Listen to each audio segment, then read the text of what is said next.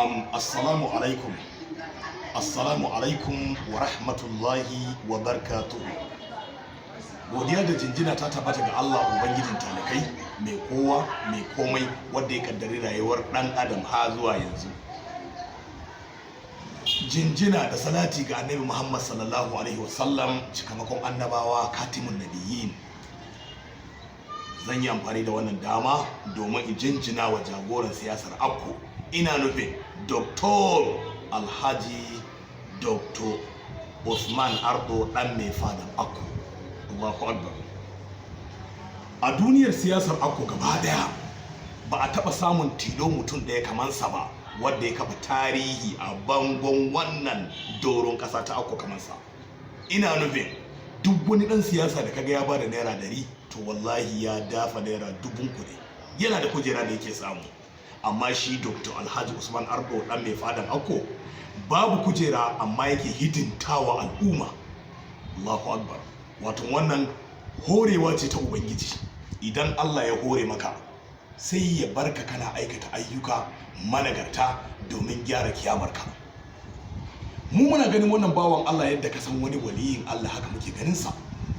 Mutumin da yake dafa mutane. Ya ake samun hanya ta dawowa waliyi shine ayyukan alkhairi. In suka yawaita Allah sai ya kai ka makhanin aliyya, sai ya kai ka wani mataki wato madaukaki, sai ka shiga layin waliyai kenan. In kai addu'a sai Allah ya amsa maka. To mu muna ganin dan mai fada kaman waliyin Allah ne, domin a duniyar marowata muke, amma dubu yadda yake hidimtawa al'umma. Bawan Allah nan ya tura ni ƙasa mai tsarki, ya ce in je in yi wa ƙasar Najeriya addu'a, in yi wa Dr. Alhaji Muhammad Danjuma Goje addu'a, in sa shi cikin addu'a. Yana ainihin baran addu'a ta. Na ce ranka da dai ai dama addu'ar gaba ɗaya ma taka ci. Wannan bawan Allah kuma na je kaman mafarki sai gani a gaban manzo sallallahu alaihi wasallam.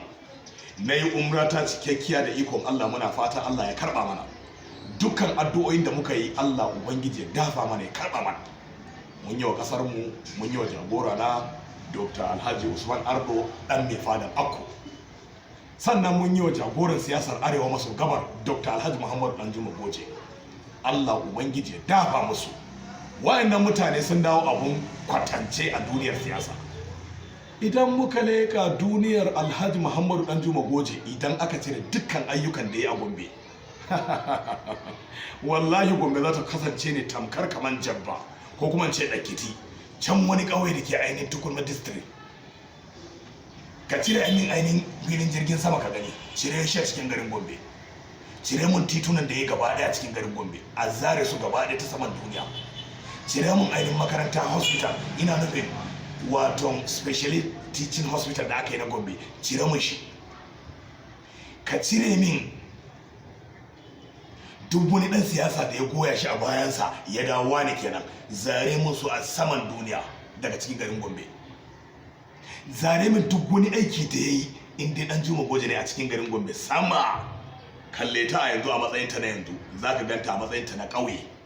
Wannan shine ya yi tarihi mai yawa, tituna, raya muhalli da gina mutane, wato walwala. Ya gina mana filin jirgin sama, ina nufin Dr. Alhaji Muhammad Danjuma Goje. Ya ainihin raya ainihin cikin garin Gombe daga ƙauye zuwa birni. Ya sama wa yara da matasa aikin yi. Ya ainihin taimakawa harkar agriculture shine noma. An samu abinci, ƙasa ta yi albarka. Ya tura mutane ƙasa mai albarka a je a yi wa Najeriya addu'a. A zamanin sa 'yan siyasa suka fara mallakan motoci suna shanawa. A zamanin Dr. Alhaji Muhammad Danjuma Goje mutane suka fara mallakar ainihin gidajen hawa, ma'ana gidajen hutawa. Da suna yawo ne a gidajen haya, gidaddaji na haya. A zamanin Dr. Alhaji Muhammad Danjuma Goje talaka ya fara gane cewa lalle ya san menene siyasa, ya san menene 'yan siyasa suke yi. Ya ainihin tono siyasar gaba ɗaya ya nuna wa al'umma. Wato talaka ya san matsayinsa, shi wani abu ne a duniyar siyasa. Idan babu talaka to su waye ne za a mulka. To Alhaji Muhammad Danjuma Goje ne ya nuna talaka matsayinsa, kuma kai wani ne, wato figa ne da in babu kai to waye za a mulka.